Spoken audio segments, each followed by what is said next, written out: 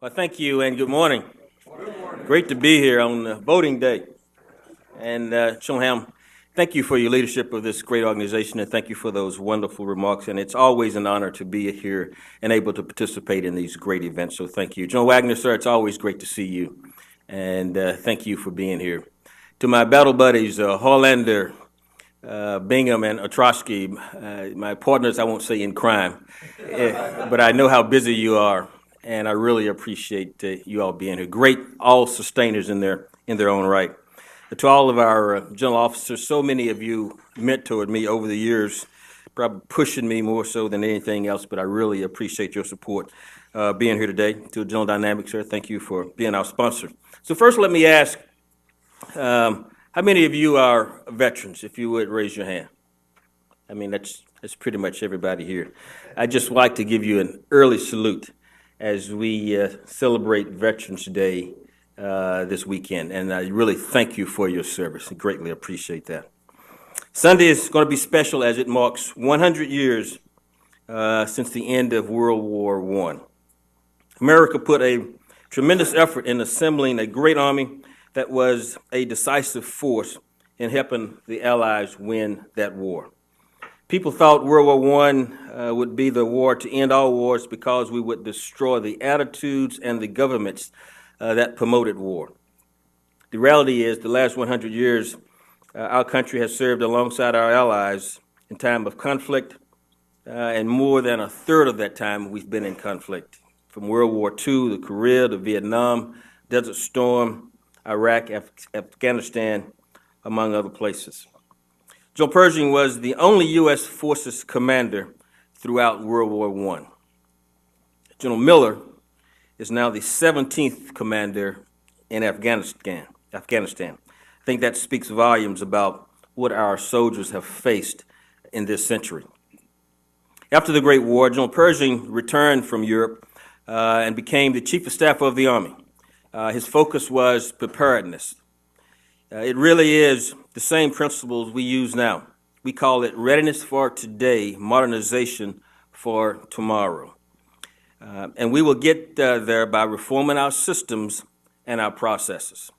I'm sure you heard the Chief outline the principal threats at last month's AUSA annual meeting. Russia in the short term, they have ongoing efforts to restructure their military to be more competitive, and China in the long term. That goal is to be the dominant force in the Indo-Pacific area and change U.S. dominant international order in their favor. They have been going to school on us for many years now, and they are developing expeditionary capabilities. We also continue to be prepared to fight tonight in Korea, ever watchful of Iran, and still engage fighting violent extremist organizations across Africa, the Middle East, and Afghanistan. Multi-domain operations and the changing character of war have been integral to all of our discussions about our future threats. We have to expand our competitive space. 100 years ago, we were really only worried about two domains, the air and sea. Land and sea. Air was in its infancy. And now we look to secure the ultimate high ground space while also leveraging and protecting information in cyberspace. From my perspective, logistics will be contested in every one of these domains. So in this context, I want to update you on logistics in the near term and where we're headed in the long term. Near term, my biggest concern has been whether we're able to set a theater in a large operational deployment against a capable adversary. I believe we are in much better shape than we were just 2 years ago. We've gone back to the basics. We were not used to moving and maintaining equipment because equipment was waiting for us at forward operating bases, and contractors did most of our maintenance. We're now training this capability every day. This year, we're on pace to complete more than 80 operational brigade-size moves. We have decreased by much the time it takes to move equipment from bases in CONUS to overseas operations. We had also lost our proficiency on what I call the fundamentals of command maintenance and supply discipline because of these wars. Commanders were not emphasizing discipline in these important areas, but they are today. We have greatly improved our supply of spare parts across the Army. We standardized the brigade combat team's parts stockage, what we commonly call our Common Authorized Stockage List, our Common ASL.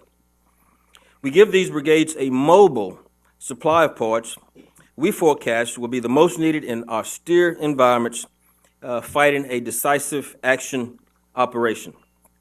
As a result, we are filling more of what is demanded and repairing more systems, weapon systems forward and faster. We continue to turn in and redistribute excess equipment. Our priority has been to transfer equipment to units that will be first to deploy, so these units are in the highest level of readiness if they are called to action. We also improved our ammunition stockpiles. We made significant investment in areas that we were short in critical munitions, and we moved munitions to where they may be needed due to emerging threats. We also are expanding and reconfiguring our Army combat prepositioned stocks around the globe. This reduces the amount of time it takes to issue the equipment by deploying units, especially during contingency operations. That is what we've accomplished in the short term. But just as important is how we are modernizing for the long term. As you know, the Army activated the Futures Command in Austin this summer.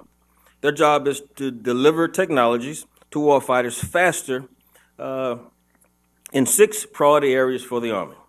You've all heard these: the long-range precision fires, the next generation combat vehicle, future vertical lift, Army network, air and missile defense, and soldier lethality. We're working with Joe Murray and CASCOM to formalize how sustainment will be involved up front in each of these areas. Key is that sustainment will be thought of in the development of these capabilities, different from how we've organized in the past. The last time the Army has reorganized as significant as the Futures Command was in 1973, post-Vietnam, when we established both TRADOC and FORCECOM. To put this in perspective, if you look at the private sector today versus 1973, 7 of America's 10 largest technology companies were not around. They were not around in 1973. This is how much tech industry has changed in that time frame. Looking back even further, 100 years, what you see is that in the first 50 years, the military led industry in technology developments.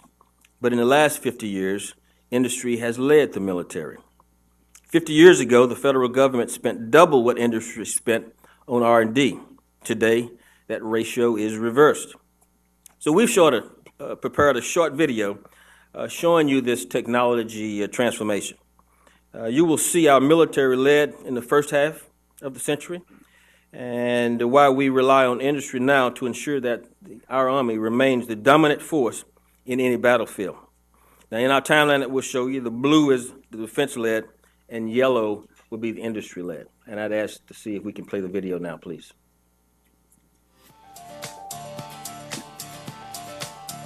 Army Futures Command was designed and has now been positioned to operate and collaborate in unprecedented ways with American private sector industry and academia.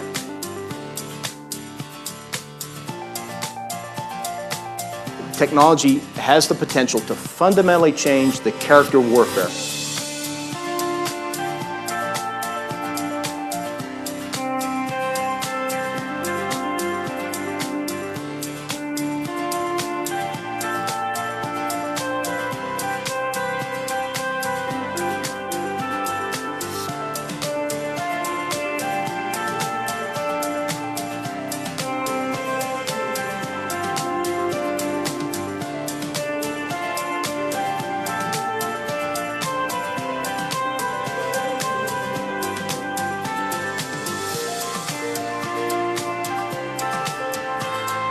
There's a multitude of emerging technologies that are going to have impact in the conduct of military operations.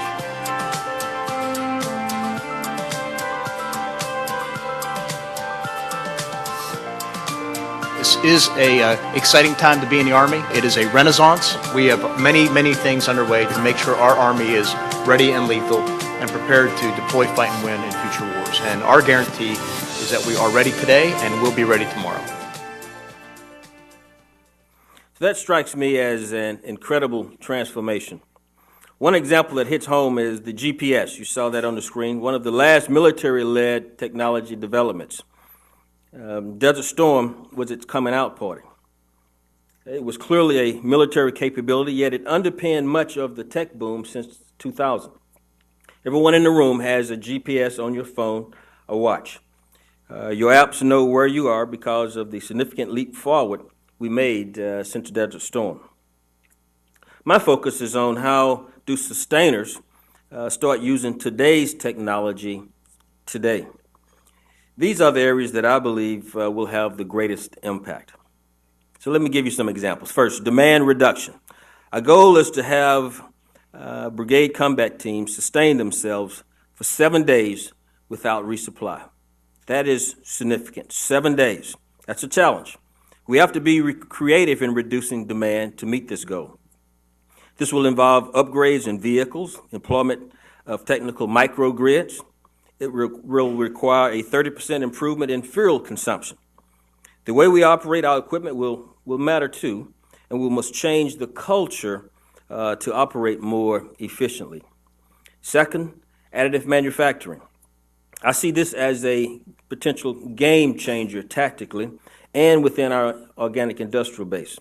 We do not need to make repair parts 8,000 miles from soldiers if we can print them on the battlefield at their forward locations. In our arsenals, we can make parts that unit needs and fill their order faster than a vendor can. Well, why not make those parts in-house using the technology that exists today? Army Material Command is establishing a center of excellence for advanced manufacturing at Rock Island Arsenal. We are in the process of finalizing policy so we can train this capability. We are working to see how we can certify parts to ensure a high level of safety. We continue to work with other services to share their lessons learned and our lessons learned as well. Third, autonomous resupply. Some people predict within 4 to 5 years we'll see over 100,000 vehicles, self-driving vehicles, on the American roads. We should be able to use this technology as well. You heard the chief talk about autonomous resupply. There will be a day when autonomous and semi-autonomous ground and aerial vehicles conduct resupply in widely dispersed units. Same for our Army watercraft. Fourth, big data. We finished fielding GCSS Army late last year. Very proud of that technology. But again, that was 20-year-old technology. It is the first time, however, that we have one system that provides a common operating picture from the tactical to strategic level. That's a big deal. That's a big deal. We can see ourselves in near real time for the first time. But we have to make sure that we're using all this data that we're pumping out where we can make informed decisions. The same goes for our Condition-Based Maintenance Plus. It is a great way to conduct information-enabled maintenance and fleet-wide management. We're also looking at artificial intelligence and machine learning. Our G6 is standing up an AI task force to look at how AI can be applied to our Army's modernization priorities. Again, another technique to improve our situational awareness. And finally, it is important to improve our processes. Historically, the method of making or delivering goods or services is as important as the product itself. The automobile existed for decades as an expensive niche product until Henry Ford figured out how to mass produce it. Soldiers buy lots of things online, and I'm sure most of you. Most of them don't even visit storefronts anymore. But when it comes to picking up their uniforms and equipment, we're still using the 20th century processes. Changing our distribution system is a big opportunity. There are a lot of stakeholders involved, and it is important that we get this right. And we're working through this as we speak. Our intent is to make it faster and easier for soldiers, make it more personalized experience, and less expensive for our Army. And finally, it is important to point out that none of this happens without leaders who are comfortable with complexity, without soldiers who are adaptive, ready to take on new responsibilities, and without a defense industry that is innovative. At the annual meeting last month, I had the opportunity to visit many of you visit many of your displays and demonstrations that industry provided. And I see a tremendous amount of capability out there. So again, I say we need to take advantage of today's technology today, not look for the future. If the capability exists today, how can we incorporate that into our process and procedures to take advantage of that capability today? Some of it is costly, so we'll have to manage our resources efficiently. But lots of what industry showed us was simply awesome, really leaning way forward, and will help us lead the Army Renaissance, as you heard Secretary Esper vision. The Army is open for business. We're looking for new ways to build readiness and modernizing at the speed of relevance. And with your help, no matter what happens in the next 100 years, I'm confident that we will be prepared to execute our nation's business. And with that, I'd like to take some of your questions, please.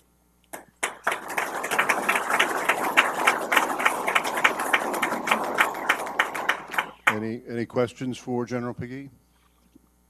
Well, here, we've got one in the back.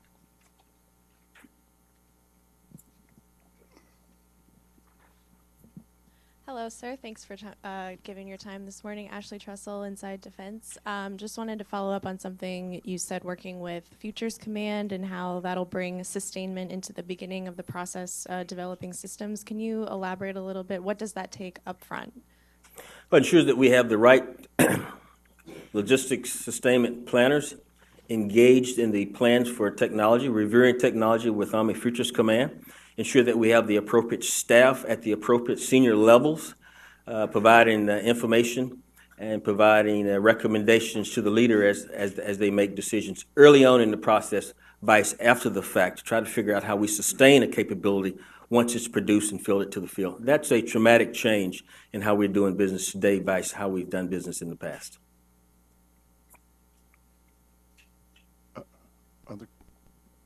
Where? Raise your hand. There we go. Hi, General. Ashley Roki with Jane's Defense. I wanted to ask about the border security issue right now, and there's been reports of concerns that militia could get a hold of military equipment as troops deploy. What steps are you taking to prevent that, and what concerns do you have? And also following on to that, readiness with logistics. With more active duty troops deploying, what concerns or not concerns do you have? Well, with the first question, I would tell you that the OSD and NORTHCOM is responsible for the border mission, and I would refer you to them for any specifics about any issues with that particular mission. With respect to your second question, I will tell you, and I talked about this in my remarks, that we are training differently today. We're training for decisive action operations at the most demanding requirements we think our soldiers and sustainment units will be required to meet in future operations. We've been doing that for the past 2 years. We have multiple exercises in multiple COCOMs, and we've had great success. So we feel that we are in much better shape, much better prepared. Our training is at a higher level, and our repetitions have significantly increased over the past 2 years. So we're in much better shape, and we'll feel very comfortable that we're able to meet any of our nation's demands from a sustainment perspective. Thank you. Sir, I'm Chaplain Andrew Shriver, CGSC student. I was wondering if there was an easy-to-find body of expeditionary material for soldiers to use. I only ask this because after 2.5 years, talking with 141 subject matter experts in various fields, from shelters to power generation, I put together my own compendium of expeditionary material to help religious support and medical teams. Well, thank you for what you've put together, and I'd ask you to share that with us. CGSC continues to be a great resource for us. I'm assuming you're out at Fort Belvoir, and I think I'm scheduled to come out there and speak to your class sometime soon. So I look forward to seeing you out there and look forward to having a more detailed discussion about the work that you've compiled. I think we're happy to share with what we're doing both at the Army level, but more importantly, I think with CASCOM, the work that they're doing, revamping, for instance, 4.0 with multi-domain operations. So I think that would be a great source, and I would employ for you to go and talk to our leaders at CASCOM, and I can give you those points of contact after the meeting today. Thank you. Thank you for being here. Other questions? There's a Sergeant Major over here. Oh, can't forget the Sergeant Major. Hi, sir. Good morning. Hey, Sergeant Major. Sir, autonomous vehicles. I mean, you were talking about autonomous vehicles. I know 25 years ago when I was at Knox, we were working with autonomous vehicles for tanks. We had some small tanks out on Wilcox Range that we were testing out there. Obviously, what you're doing is on the logistics side. Can you talk a little bit more about, how far out we are and what you see kind of as the first stage for the Army going to autonomous vehicles? Yeah, there's a lot of capability. We saw some at AUSA, aerial delivery for either a small amount of equipment, not necessarily a large amount of tonnage, but if we can aerial deliver in an autonomous vehicle, forward locations to a forward operating base, and limit our exposure to enemy, I think that would be a significant game changer for us. Also for our ground vehicles, we're looking at either one of 4 vehicles being manned. We still think there's a requirement for manned capability there. But again, that significant reduction in requirements to put and limit reduced threat on potential convoys. So we see all this as potential ways where we can reduce the threat, our soldiers being exposed, as well as increase the amount of distribution capability that we have for our resources. Limited resources. As you know, our sustainment capability is still smaller compared to our operational force. So anytime that we can take advantage of these autonomous vehicles, be it aerial or ground delivery, I think that's an advantage for us from a sustainment perspective. Others? No? Oh, here we go. Hi. Secretary Esper had said that as the second SFAB is training up, one of the lessons learned from the first SFAB was more logistics support. Can you talk a bit about what steps you're taking as the second SFAB trains up and is preparing to deploy to Afghanistan early next year? Well, I would just tell you that we found that at the end of the day, I'm a bit biased, but for operators to be successful, they have to have a trained, capable logistics formation. And we found doing operations in Afghanistan with the first SFAB that the requirement for training our partner nation from a logistics perspective was extremely important. So we are reinforcing that requirement with SFAB 2 and subsequent SFABs. We're looking at, there's no requirements to grow that sustainment capability, but we acknowledge that that's a critical capability that has been used during the first SFAB operation, a great lessons learned, and we are considering other ways that we can expand that. No decision has been made, but we are really aware that this has been a big win for us, an unexpected win, but it's not a surprise that sustainment is key to success for combat operations. And we found that to be the case during the first SFAB operation. Thank you. Hey, Aundre, Sir. Dave Halverson. The thing that set the American Army apart and the American forces has been our logistics, right?